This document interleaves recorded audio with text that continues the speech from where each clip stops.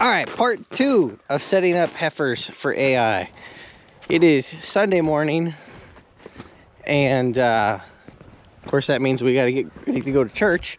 But today is the day that we need to pull the CIDRs and give them a shot of Ludolase. So we're out here. Sun's not even up yet, which is pretty typical. It got really cold last night. I feel like temperature is 14 degrees this morning. So I got my leggings on and everything. And we're gonna call these heifers up, push them up into the alleyway. And in fact, I might have to put a heat lamp.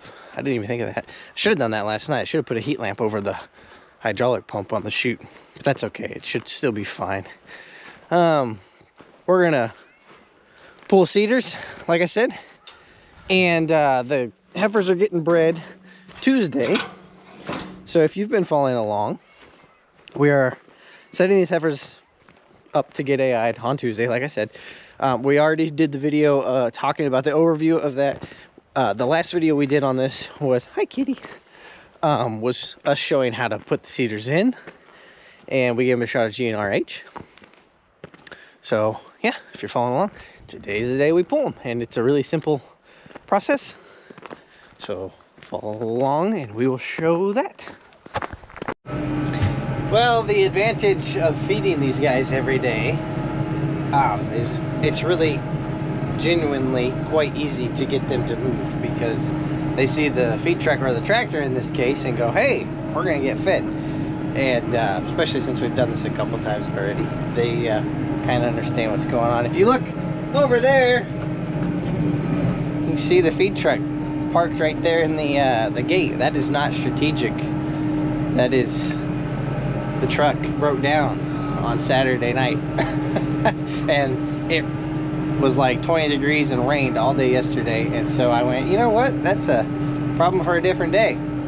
I don't know, I shut it off, got out, shut the gate, and it didn't start again. So I'm sure it's electrical.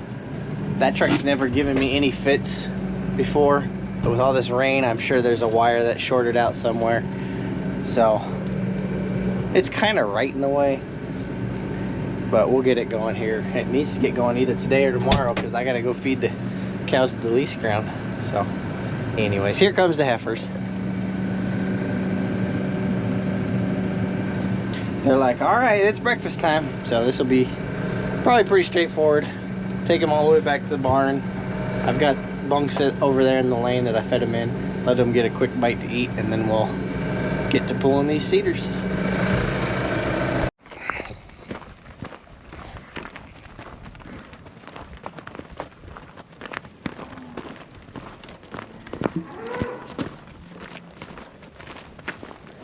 All right, girls, we're gonna push them up.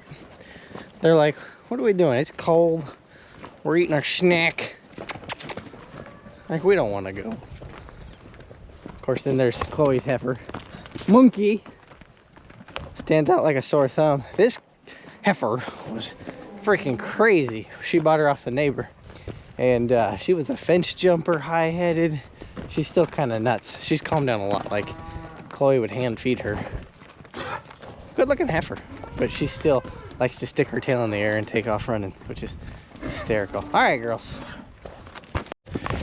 Faith, a couple days ago, ordered tags. So we got everybody's tags ordered. If you guys remember, I think I talked about it when we moved in. We got our premise ID so we can get EID tags. So we've got EID tag combo with ear tags coming. So we'll do a video on that coming up, and we'll swap out these guys' ear tags as well as all the mature cows and all the other replacements, because we've done handwritten tags for years, and here lately they've just been fading on us. I don't know if we're not doing something right or if they changed something or what, but I don't know.